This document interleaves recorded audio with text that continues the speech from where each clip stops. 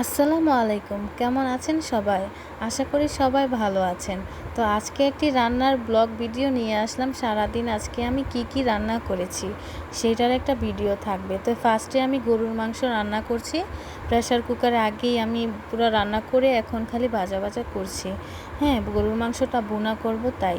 তো এখানে আমি এখন মানে কাঁকরোল ভাজি, আমাদের গাছের কাঁকরোলগুলা কালারটা তো অনেক অসাধারণ। আমি সিদ্ধ করে এখন শুকনো মরিচ দিয়ে সুন্দর করে এখন ভাজিটা করে নিচ্ছি। আপনাদের কাছে আপনারা কে খান জানাবেন। হ্যাঁ, আপনাদের কাছে কেমন লাগছে সবাই কিন্তু কমেন্টে জানাবেন। কাঁকরোল ভাজি কিন্তু আমার থেকে অনেক পছন্দ, অনেক ভালো লাগে। তো অনেক দিন যাবতই ভাবছিলাম যে রান্না করব, কিন্তু ব্যস্ততার কারণে রান্না করার হয়নি। তো আজকে গাছের থেকে পেড়ে তরতাজা পুরো এখনই রান্না করে নিলাম। দেখেন ফাইনাল লুকটা কত সুন্দর আর কত জুসি লাগছে। তো এখন আমি আবার আরেকটা ভাজি করব। তো আপনারা গেস করেন কি ভাজি করতে পারি। আমি এখন উস্তা ভাজি করব, মানে করলা ভাজি। এটাও আমার কাছে ভীষণ পছন্দ। তো আজকে 2 পদের ভাজি করব, মানে উস্তাগুলো অল্প কয়েকটা উস্তা ছিল ঘরে। তো ভাবলাম নষ্ট না করে এগুলো সুন্দর করে ভাজি করে ফেলি। তো একটু আলু দিয়ে সুন্দর করে উস্তাটা এখন বসাই দিয়েছি। আমার কিন্তু ভাই উস্তা ভাজি ভীষণ পছন্দ। আমাদের ঘরে সবাই আমার হাতের ভাজি অনেক পছন্দ করে। তো আমি অনেকগুলো কাঁচামরিচ দিয়ে দিয়েছি। আর ভাজিগুলা একটু মানে ভাজা করব।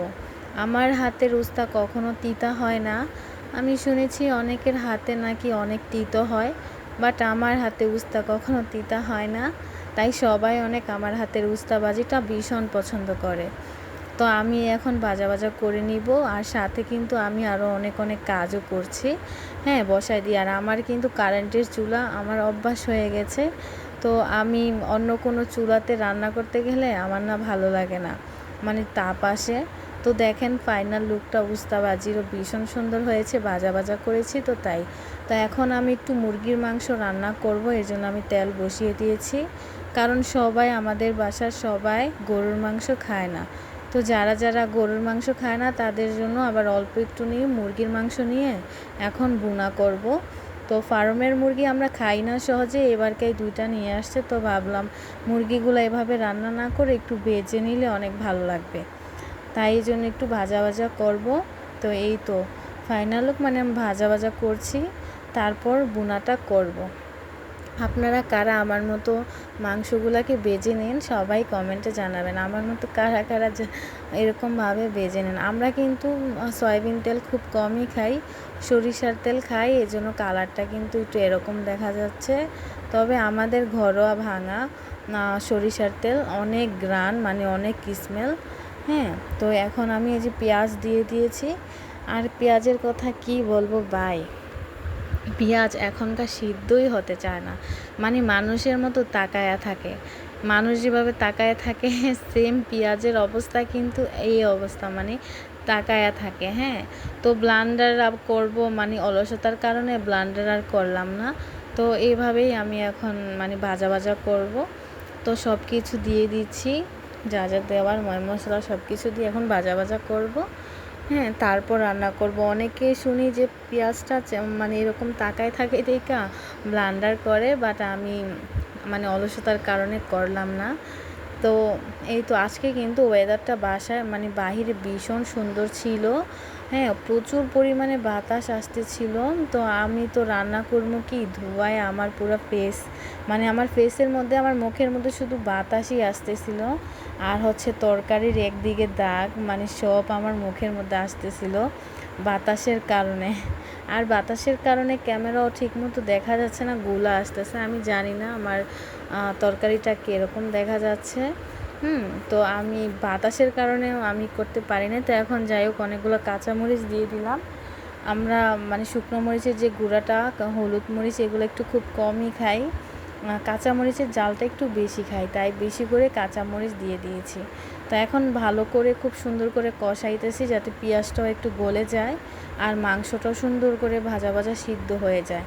তো এই জন্য আমি অনেকক্ষণ মানে এগুলারে কষাবো। আর লাস্টে 2টা মরিচ আরও দিয়েছি। আমার কেন জানি মনে হচ্ছে যে ঝালটা কম হয়ে যাবে, এই জন্য আবারও 2টা মরিচ অ্যাড করেছি। তো আমি অনেক ভাজা ভাজা করছি। কারেন্টের চুলা তো মানে আমারটা হচ্ছে শুধু স্টিল দিয়ে রান্না করতে হয়, তো একটু নাড়া না দিলে মানে লেগে যায় নিচে, এই জন্য নাড়ার উপরে রাখতে হয়। আর দেখেন কি পরিমাণে বাতাস, আল্লাহ, সব ধোঁয়া মানে এমনভাবে উঠতেছে, মানে এত পরিমাণ বাতাস আসতেছে বাইরে থেকে। বা এমন গরমের মধ্যে আল্লাহর দান এত সুন্দর বাতাস, মনটা প্রচুর শান্তি করে দেয়, এত সুন্দর বাতাস। আমি তো বাতাস খেতে বাহিরে মানে আমাদের ঘরের সামনে চলে গেছি, যেখান দিয়ে বাতাস আসতেছিল। রান্না রেখে রেখে একটু পর পর আমি চলে যাই বাতাস খেতে, এত সুন্দর বাতাস মিস করা যাবে না। তো এখন আমি তরকারির মধ্যে পানি ঢেলে দিব। হ্যাঁ, এখন সুন্দর করে এটাকে শুকাবো অনেক ভালোভাবে। তো আমার রান্না কার কার কেমন লেগেছে সবাই কিন্তু কমেন্টে জানাবেন। আর হ্যাঁ, যারা যারা আমার চ্যানেলটিকে সাবস্ক্রাইব করেন নাই, প্লিজ আপনারা সবাই একটু সাবস্ক্রাইব করে দিবেন। আর আপনাদের কাছে আমার ভিডিও কেমন লেগেছে প্লিজ সবাই কমেন্টে জানাবেন। আপনাদের যদি ভালো লাগে তাহলে আমারও ভিডিও করতে আগ্রহ হব আমি, আমারও কিন্তু ভীষণ ভালো লাগবে। হ্যাঁ, আর আপনারা হচ্ছেন আমার ভালোবাসার মানুষ, আমি চাই সবসময় আপনারা আমার পাশে আছেন এবং থাকবেন। তো এই তো আমার ফাইনাল লুক, কারণ আমি কারেন্টের চুলায় রান্না করি, এই জন্য আমার স্টিলের পাতিলেই বেশিরভাগ রাখা হয়। হ্যাঁ, তো এটা সবাই স্কিপ করবেন। আর কেমন হয়েছে রান্নাটা সেটাও কিন্তু সবাই জানাবেন। তো এখানে আমি ভাতও বসাই দিয়েছি, এই যে ভাতটাও কিন্তু হয়ে গেছে। বাঙালি বলতেই কিন্তু মাছে ভাতে বাঙালি। ভাত কিন্তু অবশ্যই থাকতেই হবে। আর এইটা বলেন তো কি, এটা হচ্ছে পাঁপড়।